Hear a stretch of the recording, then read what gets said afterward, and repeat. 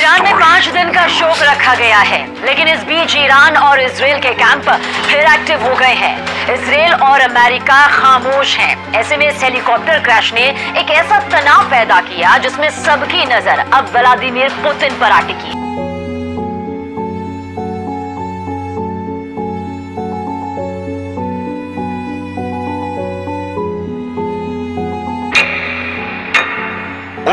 मई 2024 पूरी दुनिया में इब्राहिम रईसी का हेलीकॉप्टर गायब होने की खबर ऐसी फैली जिसने पूरी दुनिया को हिलाकर रख दिया। ठीक 3 जनवरी 2020 की तरह जब ईरान के जनरल कासिम सुलेमानी की मौत ने बहुत बड़े युद्ध का खतरा पैदा कर दिया था। क्या रईसी की मौत एक बड़े युद्ध की दस्तक है? क्या रईसी का हेलीकॉप्टर क्रैश वर्ल्ड वॉर का लॉन्चिंग पॉइंट है? बात बहुत गंभीर है क्योंकि एक देश के राष्ट्रपति की मौत हुई है। रईसी की मौत ईरान के अंदर हुए हेलीकॉप्टर हादसे में हुई और सुलेमानी की मौत बगदाद में अमेरिका के ड्रोन हमले में हुई। 4 साल के अंदर ईरान को ये 2 बहुत बड़े हाई प्रोफाइल सदमे लगे हैं, जिससे ना ईरान के दोस्त अलग रह सकते हैं और ना ही ईरान के दुश्मन। क्या ये वाकई ईरान में सुलेमानी पार्ट 2 है?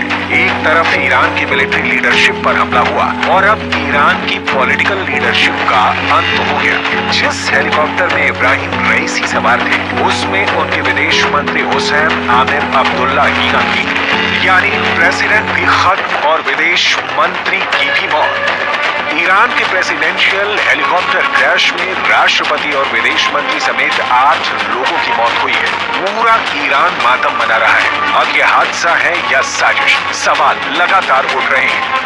एक देश के राष्ट्रपति और विदेश मंत्री का ऐसे हादसे में मारा जाना, ये बात किसी के हलक के नीचे नहीं उतर रही। जब गाजा में 8 महीने से जारी इजराइल की बमबारी में 35,000 से ज्यादा लोगों की मौत हो चुकी है और उत्तरी बॉर्डर पर लेबनान की तरफ से हिजबुल्लाह इजराइल पर हमला कर रहा है, तब ईरान की लीडरशिप का सीधा मुकाबला इजराइल और अमेरिका से भी हो रहा है। दोनों कैंप एक दूसरे को एक आंख नहीं पसंद करते। एक तरफ बाइडन, नेतन्याहू और उनके नेता के दोस्त, तो दूसरी तरफ हमास चीफ इस्माइल हानिया के साथ हिजबुल्लाह और ईरान की लीडरशिप खड़ी हुई है। इनके साथ रूस भी है और चीन भी खड़ा है।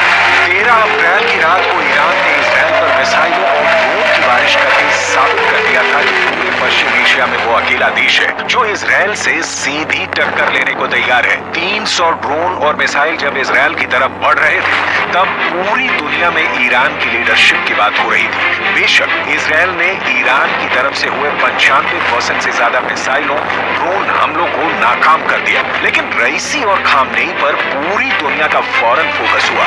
इस हमले के बाद रईसी ने साफ कहा था कि इजराइल पर अगला हमला बताकर नहीं किया जाएगा और इससे भी 10 गुना तेज और बड़ा अटैक किया जाएगा।